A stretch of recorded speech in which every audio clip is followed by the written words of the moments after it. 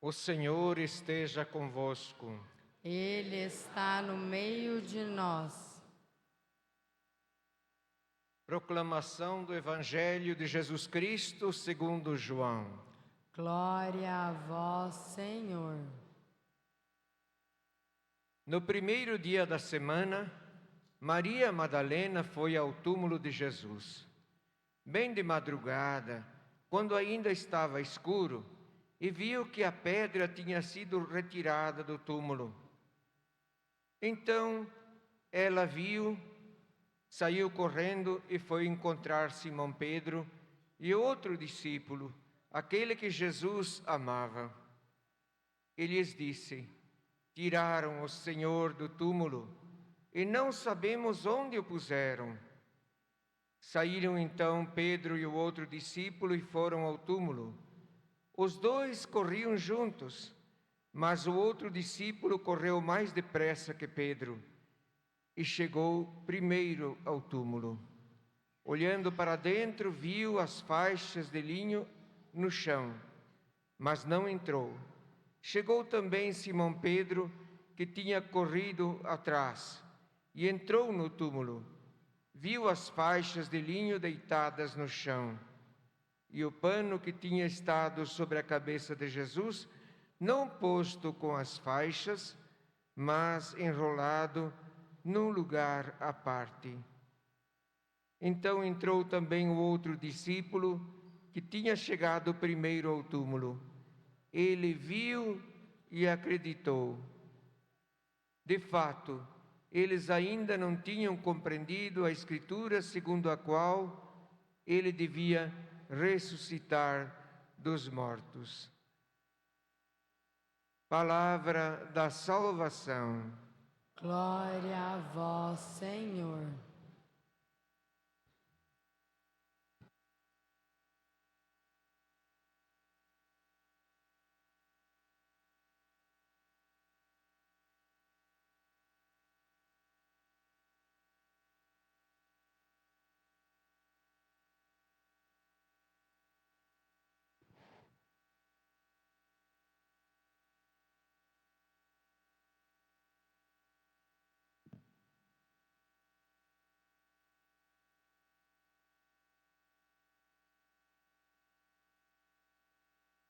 Reverendíssimo irmão, Padre Antônio, querida comunidade, querida equipe de animação, louvado seja nosso adorável Salvador Jesus Cristo.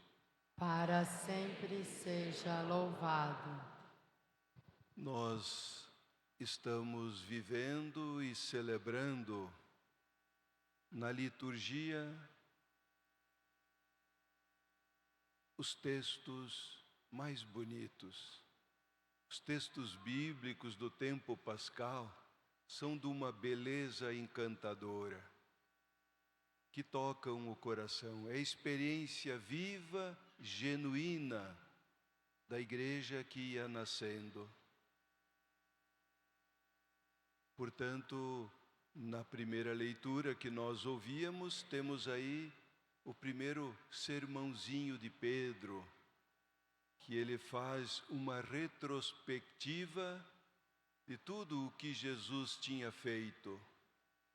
E vai narrando os passos, narra a sua condenação, morte e ressurreição.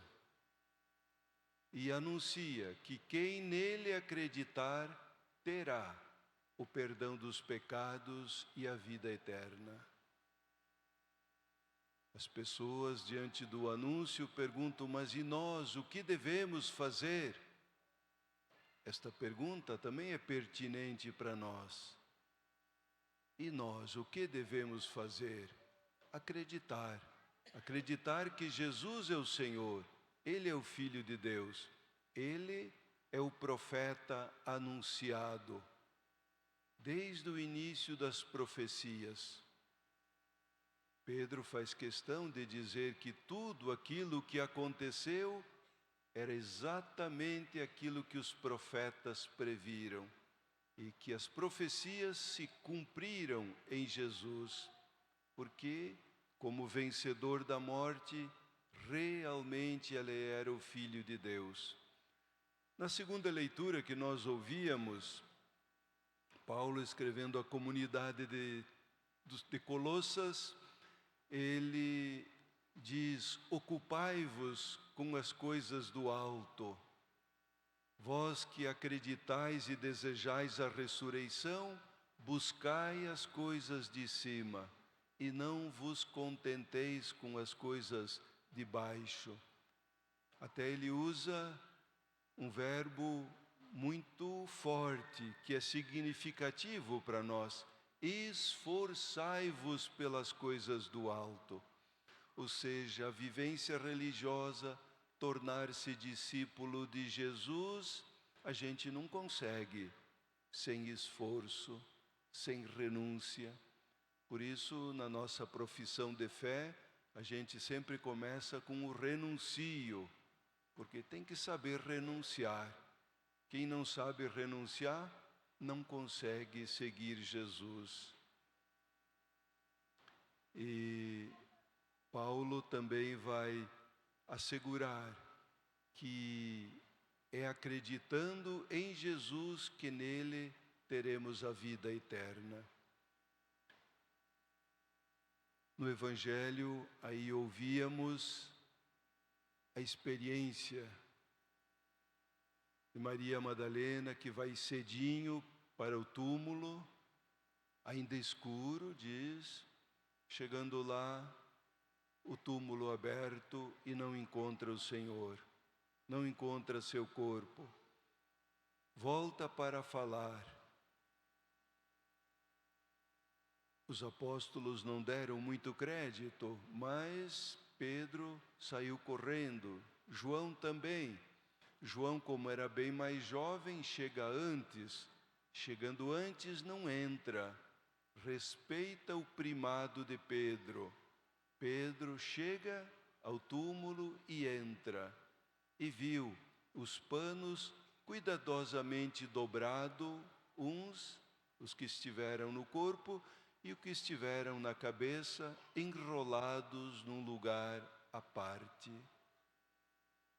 Então, o boato que se esparramou, como diríamos hoje, como intriga da oposição, é que os discípulos tinham roubado o corpo para falar da ressurreição. Mas imagine se fosse roubar o corpo, iam tirar as faixas, dobrar tudo direitinho e colocar cuidadosamente. Seria muito mais fácil carregar o corpo com as faixas. E, em todo caso, temos aí o testemunho dos apóstolos e o testemunho da comunidade que acredita em Jesus e tudo aquilo que ele viveu, e depois, na ressurreição, eles puderam experimentar, até o momento da sua ascensão, quando ele os envia em missão, quando termina a missão de Jesus e começa a da igreja. Portanto, a nossa missão. Temos uma série de elementos que vemos Pedro, para quem a morte a princípio significava um fracasso, se recusa a aceitar que a vida nova passe pela humilhação da cruz. Pedro, sobretudo, acreditava no fracasso total. Com surpresa, ele viu o túmulo vazio, os panos dobrados, mas continuou no escuro. Viu e não acreditou. Por outro lado, João, aquele que o Senhor amava, como ele mesmo narra, modelo do discípulo ideal, este viu e acreditou. João é referência do homem novo recriado por Jesus. O amor conduz o discípulo pelo itinerário da fé. Sem amor, a gente não consegue fazer a experiência do encontro com Jesus. Sem amor, a gente corre o risco de se tornar muito matemático, calculista, científico. Conta a história que, certa ocasião, um rico empresário procurou a Madre Teresa de Calcutá e queria fazer uma oferta. Chegou, se apresentou no convento e quem atendia diz: a irmã está fazendo curativo nos doentes. Ele diz: não, mas eu tenho uma boa quantia em dinheiro e quero entregar pessoalmente para ela. Eu quero encontrar a irmã. Quero encontrar a Madre Teresa, como eles chamavam. E tá bem, então, se o senhor não se importa, eu posso conduzi-lo até onde ela está. Por favor, disse ele. E assim foi andando, passando por dentro do convento, e de repente foram se aproximando para um lado mais periférico da casa, um cheiro ruim, desagradável. Estava lá a Madre Teresa fazendo curativo nos leprosos. E quando ele chegou e viu a Madre Teresa cuidando, fazendo curativo com todo o cuidado, ele olhou para aquilo e disse: Madre Teresa, mas isso eu não faço por dinheiro nenhum. E a Madre Teresa serenamente olha para ele e disse: eu também não faço por dinheiro, eu faço por amor. Ou seja, é o amor que nos leva a superar barreiras, é o amor que faz que uma mãe levante 2, 3, 4 mais vezes quando o nenê chora. Quando se ama, a gente cansa menos, tem motivações, tem razões. Querer fazer a experiência de Deus e do mistério sem amor é quase infrutífero, para não dizer inútil. Deus é amor. Conhecer Deus, muito mais do que uma informação intelectual, é uma experiência afetiva. E, portanto, encontrar Jesus ressuscitado também é uma experiência afetiva. Por isso, os Atos dos Apóstolos vai narrar que, por ocasião da ascensão, estavam ali mais ou menos 500 pessoas, previamente escolhidas. E o texto ainda narra: e muitos destes, mesmo assim, não acreditavam. Ou seja, um pouco de descrença ou de descrentes sempre teremos entre nós. Por quê? Porque não é uma informação intelectual, não é um cálculo matemático, não é uma álgebra, não é uma fórmula, é uma experiência afetiva. Então, quem ama, encontra. Quem ama, conhece. Quem ama, persevera até o fim. Conta outra história que, certa vez, um carpinteiro, já depois de certa idade, decidiu se aposentar. E, como ele sempre fora muito leal, o patrão pediu como um favor especial que ele construísse ainda uma última casa antes de se aposentar. E, a princípio, ele não gostou muito, mas, por consideração ao patrão, que sempre lhe tratou muito bem, então decidiu construir a casa.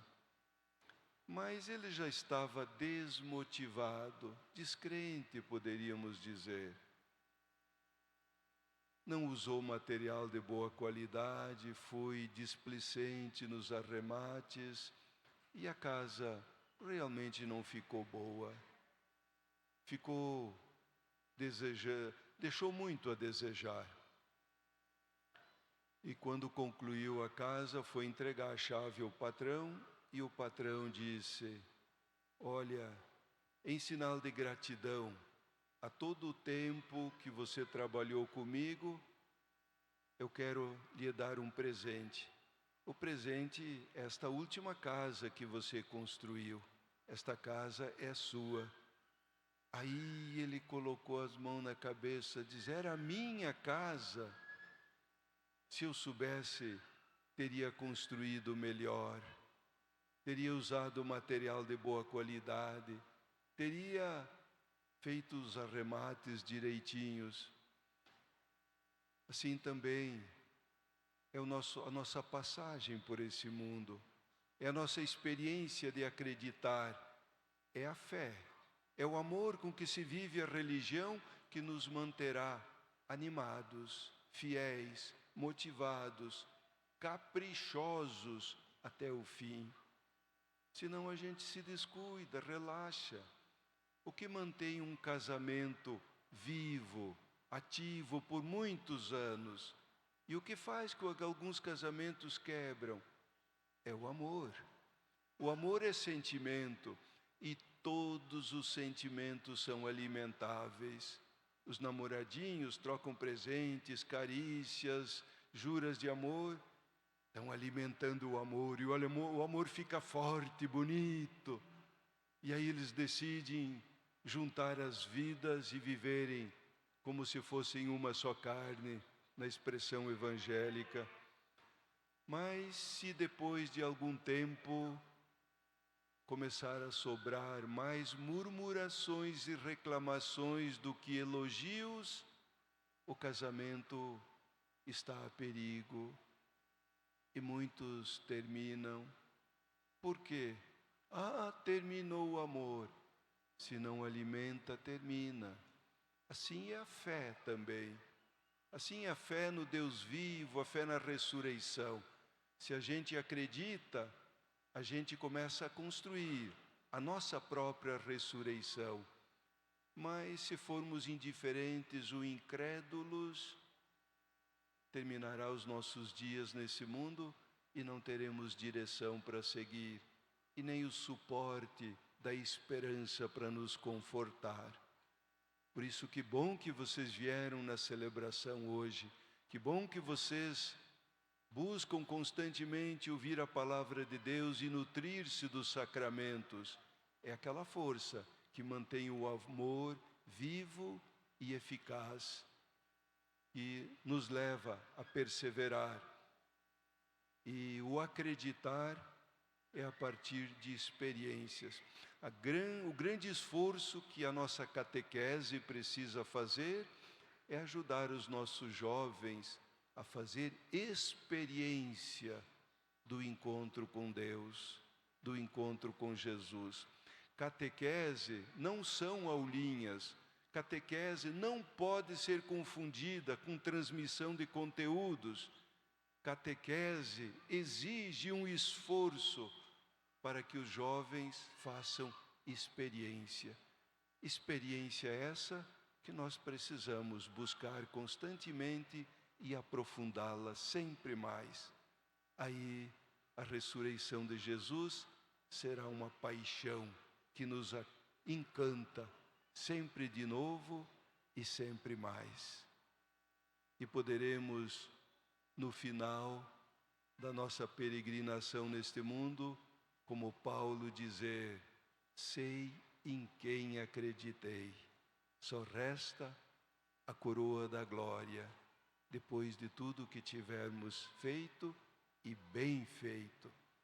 Que o bom Deus nos ajude, perseveremos sempre e nunca nos permitamos alimentar em nosso coração a descrença.